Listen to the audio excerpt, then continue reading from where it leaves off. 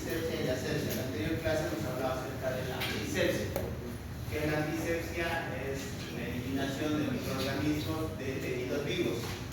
Y ahora vamos a hablar de lo que es la asepsia, ¿ya? Bueno, como dato importante, decimos que la asepsia asegura la ausencia total de gérmenes y esto lo hace mediante métodos físicos y químicos y se aplica tanto en materiales, instrumental o en ambientes. Los componentes de la asepsia vendrían a ser estos tres: la desinfección, la esterilización y las técnicas de barrera. ¿Cuál es la diferencia entre una y otra? La desinfección va a reducir la carga del microorganismo a un nivel seguro, aunque no los elimina por completo. Hay una clasificación de la desinfección que igual vamos a ver más adelante. En cambio, la esterilización, esta sí elimina toda forma de microbios que haya, incluyendo las esporas, que son las células de las bacterias más resistentes, ¿no?, ante cualquier nota externa. Entonces, en la esterilización sí se consigue eliminar hasta las esporas, o sea, vale con todo la esterilización. Y como componente también, por parte de la asepsia, se encuentran las técnicas de barrera. Algunas técnicas de barrera ya hemos visto en las prácticas, que vendrían a ser el uso de guantes, de batas, la colocación de los cambios y todo lo demás. ¿Ya? Ya, hablando de la desinfección propiamente dicho, su objetivo es destruir o inactivar microorganismos, ya sean bacterias, virus o hongos. Como hemos dicho, la diferencia de la antisepsia, la asepsia se aplica a objetos inanimados, ¿ya? Ahora, elimina todo menos las esporas. Su aplicación es en superficies, mobiliarios o instrumental no crítico. Y el resultado, bueno, no garantiza un estado libre de la vida microscópica al 100%, que es lo que nos queda cuando aplicamos la desinfección, solo las esporas. Ahora, la desinfección utiliza diversos agentes. Se los clasifica en agentes físicos y agentes químicos, ¿ya? Entre los agentes físicos, químicos, se encuentran el alcohol etílico o el alcohol isopropílico, que vienen al 70%. Aquí lo estamos utilizando, pero para inactivar o para aplicar en superficies. Ejemplos: dispositivos electrónicos, que vendrían a ser los monitores, parte de los fonendoscopios, otoscopios, tensiómetro, lo que se aplique en la piel del paciente, eso lo desinfectamos con el alcohol, ¿ya? Otro agente químico vendría a ser el cloro, que viene del 0,1 al 0,5%. Comúnmente se lo conoce el clorito o la lavandina, ¿ya? Es un desinfectante de amplio espectro. Su acción generalmente se produce a los 10 minutos y abajo con la mayoría de los microorganismos, a diferencia del alcohol que actúa a los 30 segundos. ¿Y en dónde se lo utiliza el hipoclorito? Se lo utiliza generalmente para desinfectar pisos y paredes. Estamos hablando del ambiente químico. ¿Ya? Ahora, en cuanto a los desinfectantes que tienen como agentes físicos, se encuentra la luz ultravioleta. La luz ultravioleta es altamente eficaz, inactiva tanto virus como bacterias. ¿Ya? Es desinfectante, pero no va con todo, no actúa sobre hongos ni tampoco sobre las esporas. ¿Cómo actúa? Dañando lo que es el ADN o el ARN del microorganismo, ¿ya? El tiempo que tarda en realizar la desinfección es de 15 a 60 minutos. Otro agente físico vendría a ser el ultrasonido.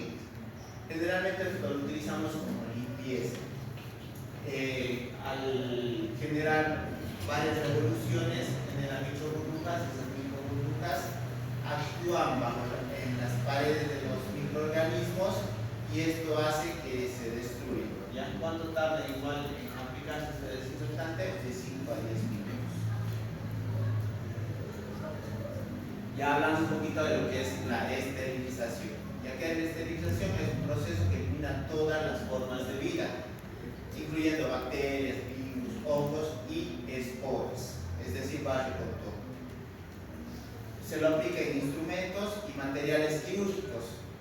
¿Para qué? Para prevenir infecciones nosocomiales y de esta manera garantizar la seguridad del paciente. Entre los métodos de esterilización tenemos también físicos, químicos y de radiación, ¿ya? Entre los métodos físicos utilizamos el calor. El calor puede ser un calor húmedo o un calor seco, ya vamos a ver la diferencia. El más empleado entre estos físicos es el calor húmedo. Un ejemplo del empleo del calor húmedo es el esterilizador por autoclave, ¿ya? ¿Cómo actúa el autoclave? El autoclave genera vapores, por el calor genera vapores, estos vapores al estar contenidos en un recipiente, en un espacio cerrado, va a generar presión y esa presión va a destruir tanto las proteínas como las membranas celulares. Para que se consiga una esterilización adecuada, deben pasar 5 minutos y están a una temperatura de 121 grados o 3 minutos a 134 grados. El autoclave es el método más eficaz y es el más usado en los hospitales, ¿ya?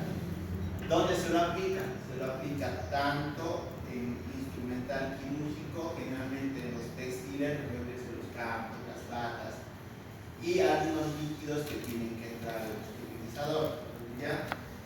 No está indicado en materiales inflamables ni tampoco en plásticos termosensibles, como ejemplo las fibras de las ópticas. Esos materiales no pueden entrar a este tipo de esterilización. La otra esterilización física es el calor en seco. Un ejemplo lo constituye el horno de Pasteur, ¿ya? Igual genera calor, al generar calor destruye las bacterias por oxidación. Para que se consiga una esterilización adecuada deben pasar 2 horas a 160 grados o 1 hora a 180 grados. Este tipo de esterilizador se utiliza en materiales de vidrio, en algunos tipos de líquidos y en instrumental de acero inoxidable, que es el instrumental quirúrgico, ¿ya? No se utiliza, no se debe esterilizar por este método todo lo que sean plásticos, gomas, telas o materiales inflamables, ya que es un calor seco, es decir, lo ponemos a la flama en este tipo de esterilización, ¿ya? La esterilización en seco es más lenta, es menos penetrante que la humedad, pero no es corrosiva, es por eso que le empleamos generalmente el calor seco para esterilizar el instrumental metálico, porque me voy a hacer todo el instrumental, pinzas, instrumental quirúrgico. ¿Ya? De estos dos, ¿cuál se prefiere? El calor húmedo. Si bien no es indicado utilizar el instrumental metálico, pero la mayoría de los instrumentales quirúrgicos son de acero inoxidable, puede utilizar el calor húmedo, pero no con relativa frecuencia, ¿no? Es más efectivo el calor húmedo, es más rápido, la temperatura penetra mejor en los objetos y se conduce de forma más uniforme el calor. Otro método físico es la radiación. Esto se está utilizando actualmente, la esterilización por radiación. Acá en Tarija no tenemos este tipo de esterilización. En Bolivia sí, solo en La Paz, ¿ya? Este tipo de esterilización utiliza rayos gamma o haces de electrones y, bueno, se caracteriza porque en este tipo de esterilización no se somete el material al calor, sino a una temperatura, se podría ser fría, de 35 a 50 grados. ¿Cómo actúa? Dañando las moléculas del ADN de los microorganismos, ¿sí? Ya cuando se lo utiliza en materiales termosensibles, en prótesis, productos sanitarios, y bueno, se dice que garantiza una esterilización adecuada, además de que no genera residuos tóxicos, a diferencia de estos otros dos, ¿ya? Otro tipo de esterilización química vendría a ser, bueno, ahora ya vamos a hablar de esterilización química, de la radiación en la física. Un agente químico de esterilización viene a ser el óxido de etileno. ¿Ya? Esto igual utiliza bajas temperaturas de 30 a 60 grados. Es fundamental para instrumental sensible al calor, como vendrían a ser todos los cables de los electrosplit, de las fibras, las mangueras que se esterilizan. Entonces este es el material adecuado. ¿Ya?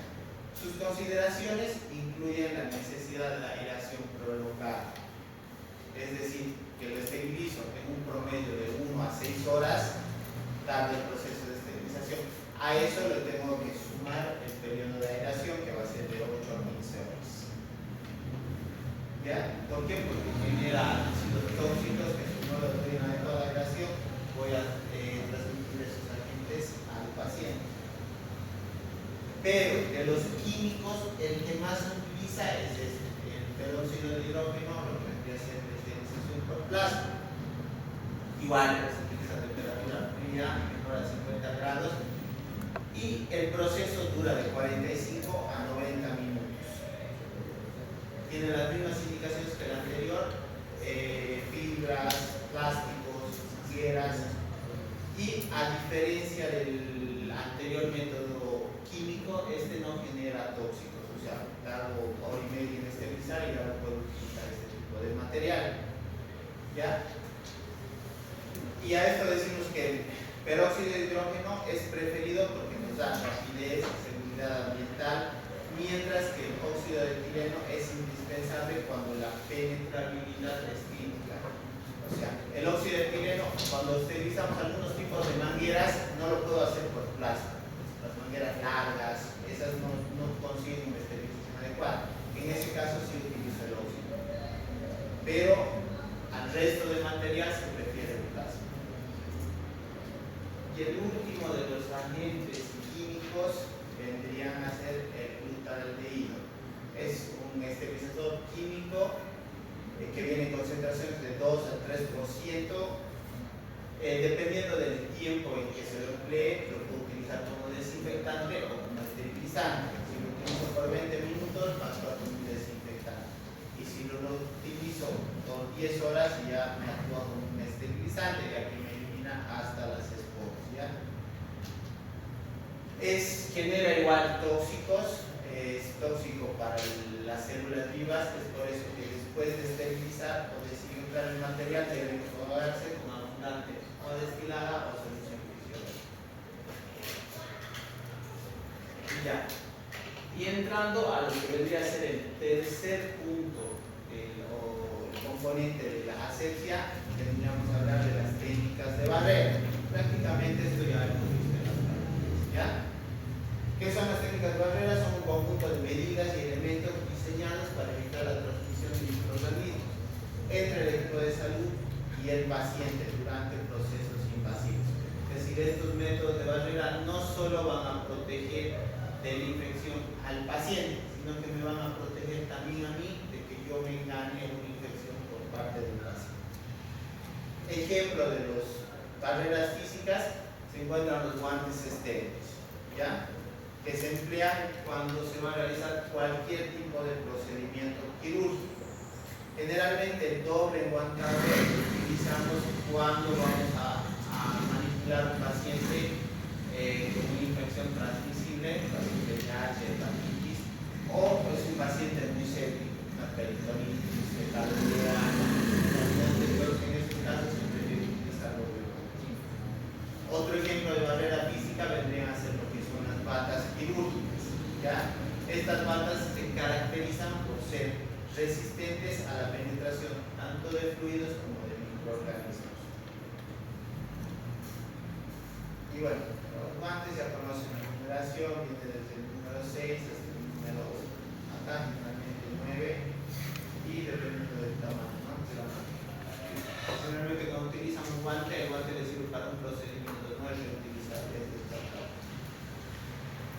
Otro tipo de barreras físicas vendrían a ser dentro de quirófano lo que es el uso de mascarillas, tapabocas o lo que llamamos aquí los barbijos, que protegen las mucosas de la boca, la nariz contra las salpicaduras. ¿Ya? Al utilizar los barbijos debemos asegurarnos de que cubra todo lo que es el puente de la nariz y se encuentra por debajo del mentón. Otro tipo de protección que generalmente utilizamos en pacientes altamente infecciosos es la protección ocular, que vienen a ser las gafas o los antibalas. Cualquiera de estos nos protegen de los fluidos que nos puedan saltar hacia los conjuntivos oculares y producirnos una infección.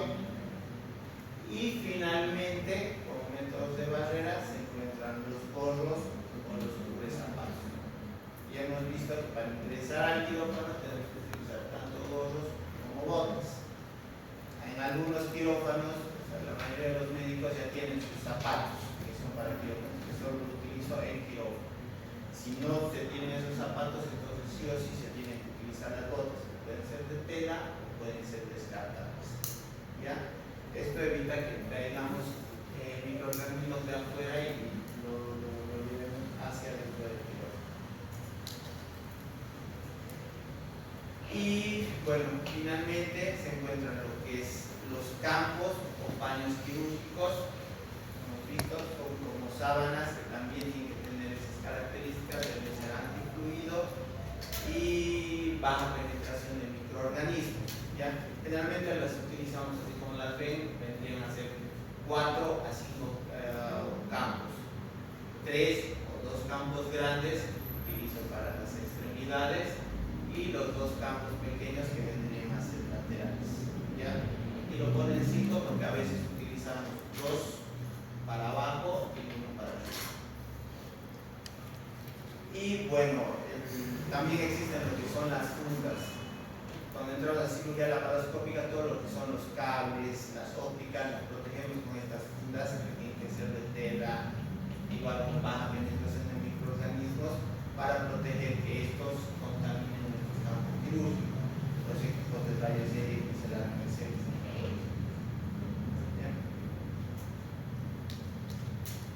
Otra técnica de barrera, aquí se dice que en la asepsia es una técnica complementaria. Incluye lo que es el lavado quirúrgico de las manos, que ya hemos hablado, ya lo saben ustedes muy bien. ¿Qué es lo que busca el lavado quirúrgico de las manos? Eliminar tanto la flora transitoria como la flora residente. ¿Ya? Antes el lavado quirúrgico se realiza antes de la colocación de los guantes y los guantes. Otro método complementario es la antisepsia de la piel del paciente. ¿Ya? La antisepsia de la piel del paciente la realizamos una vez que tenemos los guantes, la bata y antes de colocar los campos. No se van a olvidar de ese paciente. ¿Ya? ¿Qué agentes utilizamos para la antisepsia de la piel? Ya saben, ya se dijo. ¿Ya? La clorexidina al 2% o el cloroformina al 10%, cualquiera de los dos. Y para el lavado quirúrgico, la clorexidina 4%, el cloro o el povidona abonoso que viene al 7.5%. ¿Ya? Como técnica complementaria, o sea, también se encuentra la técnica, lo que hemos estado practicando en los laboratorios. ¿Ya? No es de ponerse guante, de ponerse la bata por ponerse y de colocar las sábanas por colocarlas. Ya han visto que todo tiene su técnica, su orden, y se lo hace de esa forma para evitar que nosotros contaminemos el campo del paciente. ¿Ya? Para terminar, diremos que la esterilización elimina toda forma de vida microbiana, incluyendo esporas resistentes, mientras que la desinfección reduce el número de un organismo patógeno a un nivel seguro, pero no los elimina por completo. ¿Ya? Pero al bajarlo a ese nivel seguro, es muy poco probable que ese microorganismo me genere una infección. Ahí les dan algunas tablitas para que puedan entender, o sea, cuando hay el riesgo de infección, nos clasificamos el material. Si es un material crítico, semicrítico o no crítico. Dependiendo de qué grado de contaminación pueda tener ese material, decimos si va a ser una esterilización, una desinfección de alto nivel o una desinfección intermedio de bajo nivel. Estos son los tipos de desinfección. En la desinfección se los clasifica en 3 niveles: bajo, intermedio y medio. Y son algunos ejemplos de qué es lo que se quiere consumir. Con el bajo eliminar por ahí bacterias, los virus. Con el intermedio, micobacterias, virus. Y con el alto, bacterias, virus, hongos, pero no es pues, desinfección. Y con la esterilización ya va. ¿Ya? Es una pareja para hacer una diferencia entre lo que es asepsia, desinfección y esterilización. Preguntas del tema. Con esto terminaríamos todo lo que es la área de asepsia y antisepsia. ¿No? Entonces, hasta aquí daríamos examen la siguiente semana. El examen teórico va a ser de opción múltiple. Por ahí hay algunas preguntas para terminar. ¿Ya? Y el examen práctico, bueno, va a ser con un checklist. Yo les he pedido que se hagan listas de grupos. Creo que solo el grupo del jueves va en un solo grupo de 6 personas. Todo el resto de grupos es de 5 personas. Por favor, me lo tienen que hacer llegar hasta mañana sus listas. Y yo les deseo, vamos a hacer un corto para ver quién comienza. 6, 15 minutos de horario en contra. 6 y cuarto otro grupo, 1 y 45. ¿Ya? No sé si tienen preguntas acerca del